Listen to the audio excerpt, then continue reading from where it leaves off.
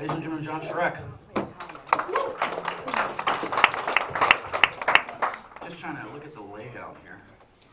Now that Swayze's dead, can we go ahead and put Baby in the corner? Come on, people. It's been enough time. So I was at the bank today, and I went in, I approached the counter, and I asked the lady, "Are you a teller?" And she said, "Yeah." I said, "Why don't you tell me something?" She said, "What would you like me to tell you?" I said, "I don't know. You tell me. You're the teller." No, seriously, I was at the bank today, and I felt this stabbing pain in my side. True story, swear to God. Stabbing pain in my side. I turn around, my ex-wife is standing there. We're still friends. She's standing there with her car key in her hand, laughing. I'm bleeding. And I said, "What the hell is your problem?" She said, "I was trying to surprise you." I said, "What's wrong with just going boo?" You know, I mean, when it comes to surprising people, be a little traditional, you know. You don't have to think outside the box. Thinking outside the box, that's a catchphrase everybody likes. I like to think inside the box. There's a lot of times when I'm with my girlfriend, and I'm inside the box, and I'm thinking, "Oh my God, this feels so good." Recently I learned about a new sexual position. It's called Indian style. And the way it works is you go to the person's house and you fuck them real good. Then, when they fall asleep, you steal all their shit and move them to a shittier apartment downtown. That's not Indian style, that's Manifest Destiny. But there's a lot of weird sexual behavior out there. I was online looking at stuff, just doing some research, and there's a whole niche of people that are into poop. Yeah, exactly. And I'm just wondering, how do you bring that up in a relationship? Okay, baby, tonight I want to try something new. I'm going to lay down, probably on a tarp, and what I want you to do is I want you to just squat over me and just let go. I mean, Christ, I have a hard enough time asking for a blowjob most days. You know, speaking of oral sex, you know, when you're first with your mate, that's one of the greatest things you can do. In fact, you don't even do oral sex, you perform oral sex. And it's, you know, the first few months, it's great. That's what you want to be, that's where you want to be, that's what you want to do. The smells, the tastes, the sights. But after a few months, you're kind of thinking something else, aren't you? Because you're down there, you're doing what you do, you're enjoying yourself, but in the back of your mind you're thinking, "Do we have any orange juice in the fridge?" Man, orange juice would be so refreshing right now. I wonder if I still have that Arby's sandwich, or did she eat it? I was recently discussing with my friends lifetime objectives, and it occurred to me I didn't have one. So we decided to come up with a goal for me in my life. So after some soul searching and looking into things, I want to be the oldest person to climb Mount Everest. Currently that record is held by a 78-year-old man from China, so it gives me about 40 years to put it off.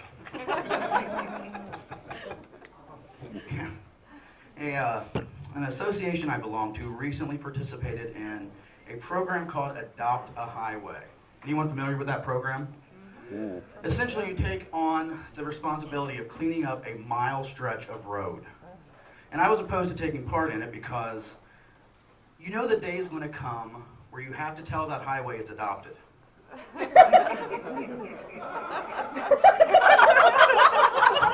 What if there's an emergency and you have to contact the highway's real parents? That's always awkward. I've been growing a beard recently, trying to anyway, because I'm just tired of people asking me to babysit their kids.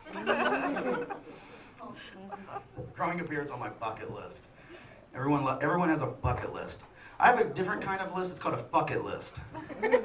Quit smoking? Fuck it. Lose weight? Fuck it. Stop drinking? Well, you get it. Right, thanks. Okay, let's fuck with these people over here. Okay, here's $10 for you. $10 for you.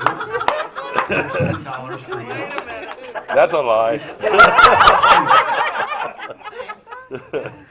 All right, sorry guys, I'm out. I'm out of money.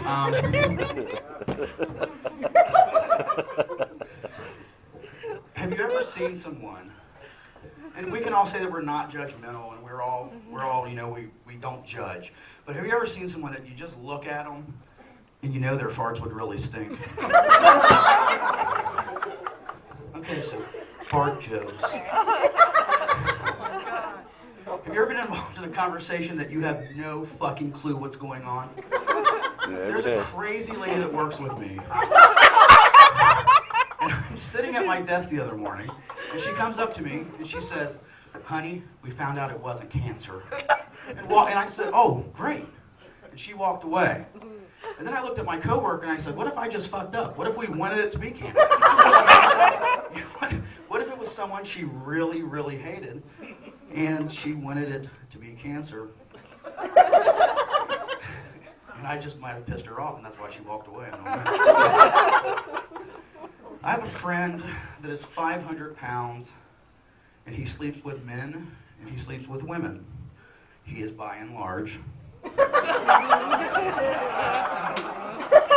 yeah, okay, you're catching up.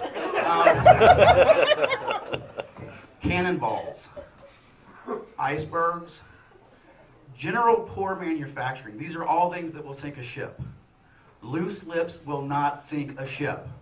In the history of maritime disasters, it's never happened. So let's quit using that phrase, people.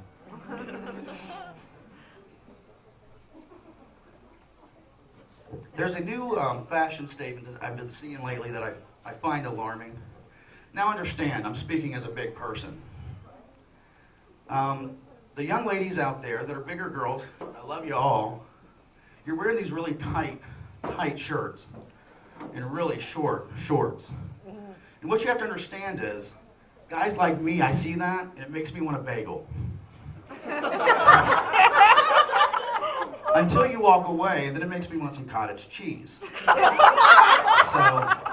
I'm just saying, everybody needs a friend who will say to them, you might want to change. And I was at the grocery store the other day. I was getting some ice cream. Reaching up on the shelf, and the ice cream that I needed was behind all the other ice creams. So I'm reaching, and I finally get the ice cream. I turn around, and there's a 400-pound man on a motor scooter. And he just goes, they don't make it easy as on us big guys, do they? I said, I'm like 260. That's 140 pounds. That's like another whole person between us.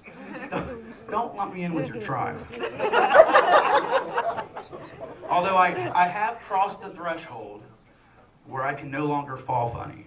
You know, you of average weights out there, you fall, and people are like, ah, nice trip, or whatever the fuck they say. When I fall, people are like, don't move, don't move. Somebody call somebody, you just fell. Don't move, just lay there. You know, I just want to laugh too, man. I hate Facebook. Facebook has the tendency to make a little creep out of all of us. Just imagine if you were talking to someone in real life and you said, I got 8 hours of sleep last night. And they looked at you and said, I like that. Took the kids to Chuck E. Cheese today. I like that. Or God forbid you're at a party and someone just walks up and fucking pokes you. So while I don't like Facebook, I have a page, so hit me up. Any Jimmy Buffett fans here? Yay! Okay, yeah, that's cool. Cincinnati's wild about Jimmy Buffett. They say that the parrot head phenomenon started here, in fact. And I got a lot of musician friends. We discussed this. And a lot of people think it's because Cincinnati is in a landlocked state. We don't have the Caribbean feel, the island feel, and all that stuff. I just happen to think it's because Cincinnati people don't appreciate good music.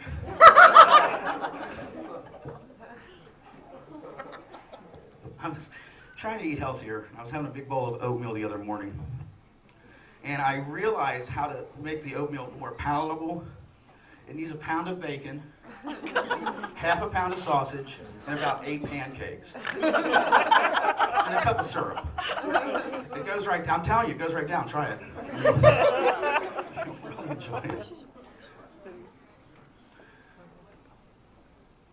You know, that's all I have, people. I'm done. It's been fun. Thank you.